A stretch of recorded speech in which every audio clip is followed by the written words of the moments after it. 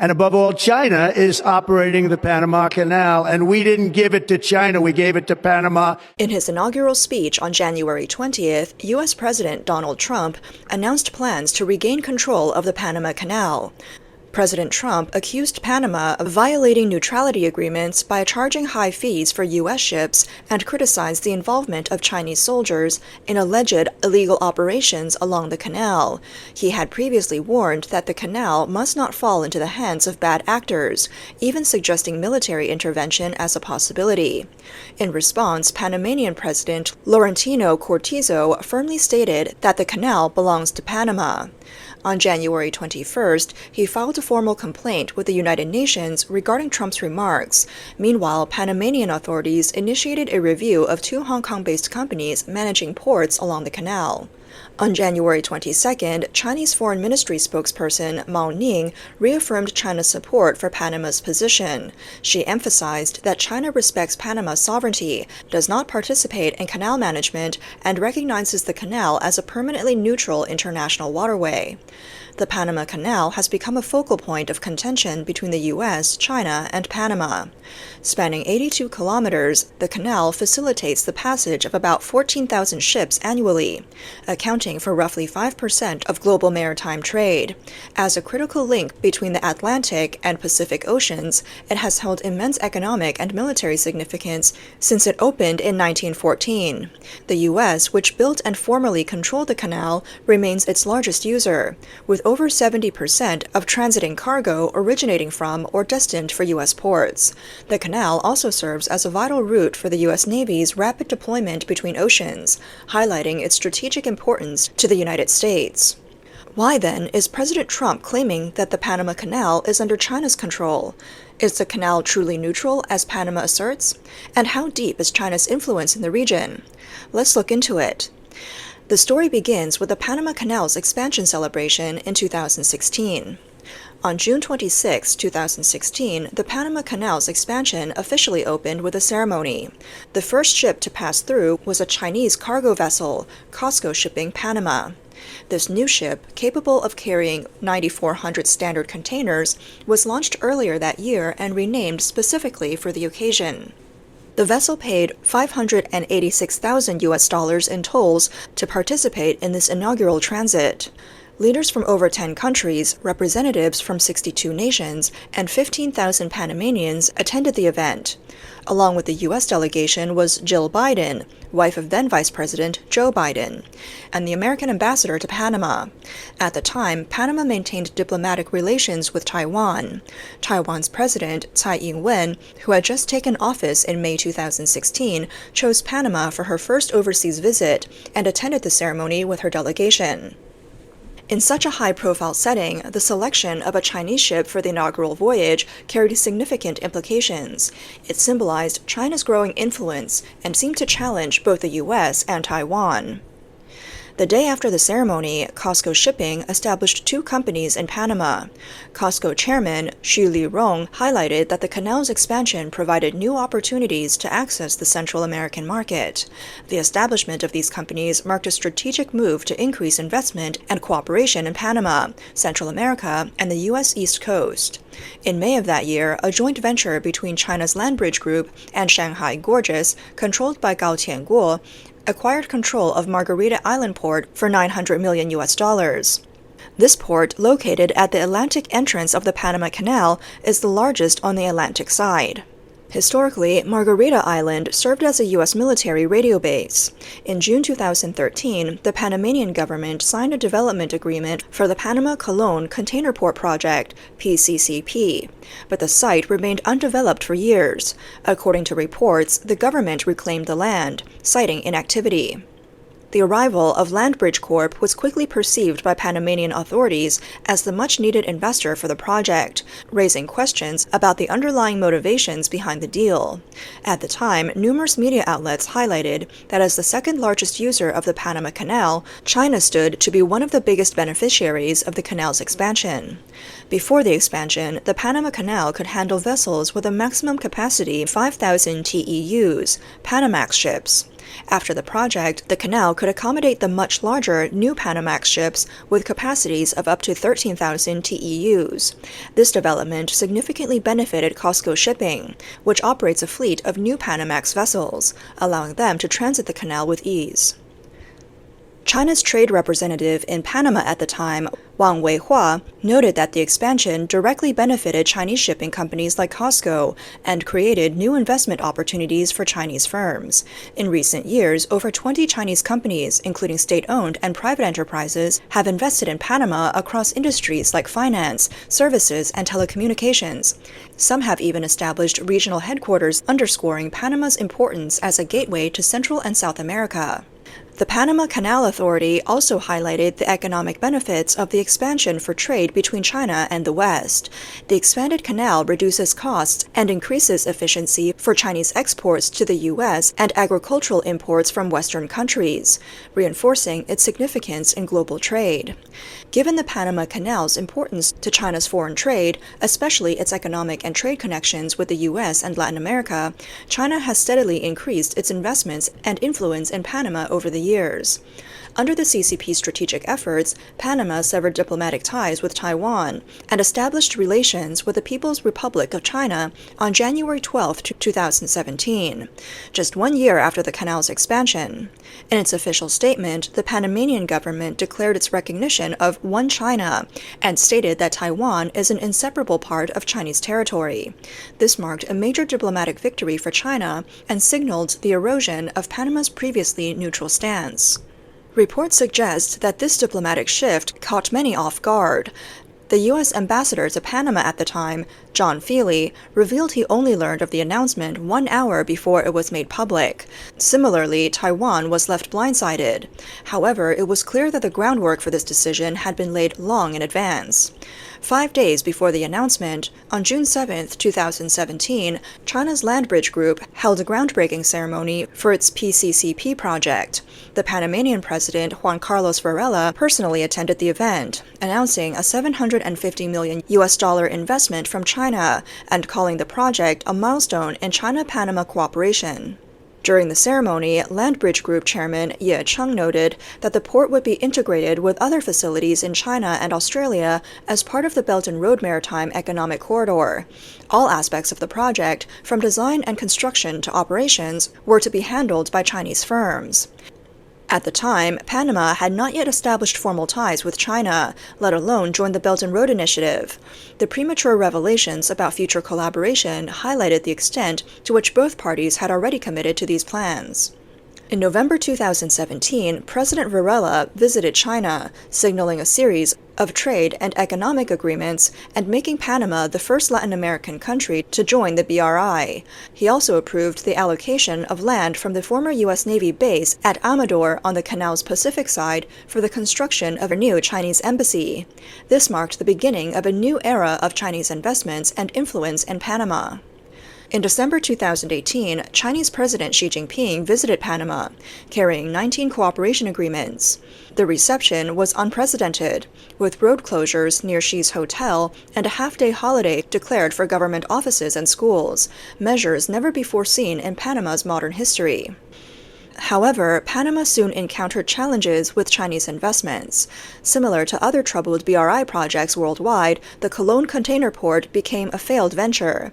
In June 2021, Panama's Maritime Authority announced that an investigation earlier that year found Landbridge Group had breached several contractual terms. These included unpaid land rents amounting to millions, investment levels at only 20% of the promised amount, missing project documents, and failing to employ the agreed number of local workers. As a result, the group's lease and operating rights were revoked. Earlier reports from Chinese media revealed that Landbridge Group faced frozen assets and debts of over 20 billion yuan. Additionally, its key investor, Gao Tianguo, was detained in Shanghai in 2020 for alleged illegal loan activities. What started as a high-profile overseas acquisition ultimately ended in scandal. Despite the project's failure, its significance cannot be understated. It's believed that this large-scale investment helped pave the way for diplomatic ties between China and Panama's later inclusion in the BRI. Following the establishment of diplomatic relations, Chinese companies increased their investments in Panama. On July 27, 2018, Panama's Ministry of Public Works announced that a consortium formed by China Communications Construction Company, CCCC, and China Harbor Engineering Company, CHEC, won the bid for the fourth Panama Canal Bridge. The $1.52 billion project was planned for completion in August 2023. The fourth Panama Canal Bridge is a cable-stayed structure designed for both road and rail use, with a length of 510 meters, a width of 51 meters, and a height of 75 meters. Its unique location and technical complexity made it a highly sought-after project by major international companies. During the bidding process for the fourth Panama Canal Bridge project, irregularities caused significant concerns. A European company with a higher score withdrew during the bidding, accusing Chinese companies of suspected foul play. Eventually, the Panamanian government annulled the bid, citing flaws in the process and the need for a review. Despite the controversy, prolonged negotiations ultimately led to Chinese firms securing the project. However, delays in construction and design adjustments pushed the official start date to August 27, 2024, over a year past the originally planned completion date. Additionally, the project's total cost rose to $1.8 billion due to these adjustments.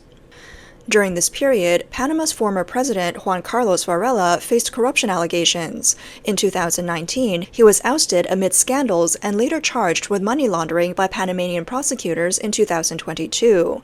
In July 2023, the U.S. State Department banned him from entering the U.S. due to his involvement in serious corruption cases. Panama's infrastructure projects under Varela became a testament to the issues tied to China's Belt and Road Initiative, often criticized for exporting corruption, authoritarianism, and debt traps. After Varela's departure, many of his flagship projects were canceled or altered. Nevertheless, China had already established a strong foothold in Panama. Companies like Huawei set up regional distribution centers in the Colón Free Trade Zone, and several Chinese banks obtained licenses to operate in the country. COSCO Shipping also expanded its presence, building large warehouses in the Colón Free Trade Zone and partnering with local maritime schools and institutions to provide training and donate equipment. The Colón Free Trade Zone, the second largest globally, offers numerous tax benefits. Its strategic position allows goods produced there to avoid quota restrictions and enjoy preferential tariffs when exported to the US and EU. As a result, many Chinese companies have established overseas warehouses in the zone. According to China's ambassador to Panama, over 100 Chinese businesses now operate in the zone, making it a key transit hub for Chinese goods entering 46 Latin American countries. With increasing scrutiny over the origin of imported goods in Western markets, many Chinese enterprises are planning to establish deep processing facilities in Panama. Panamanian law allows investors in the free trade zone to apply for permanent residency with an investment of at least $250,000. This has led to a surge in interest among Chinese business owners in obtaining Panamanian economic citizenship. Reports indicate that Panama is now home to over 200,000 people of Chinese descent. China remains the largest supplier of goods to the Colón Free Trade Zone and the second largest user of the Panama Canal. In 2023, imports to the zone totaled nearly $200 billion, with 58% coming from mainland China. That same year, over 64 million tons of cargo transported from the canal were tied to China, accounting for 22.7% of total canal traffic. Trade volume between the two nations reached almost $13 billion, making China Panama's largest trading partner. In 2024, China's exports to Panama from January to October were valued at $10.6 billion, a year-on-year increase of 11.4%. However, imports from Panama dropped sharply to just $74 million, a 94.2% year-on-year decrease. This growing trade imbalance underscores how Chinese companies primarily use Panama as a transshipment hub, offering limited benefits to the local economy. Amid China's domestic economic slowdown and reduced infrastructure projects, many Chinese enterprises are seeking opportunities abroad.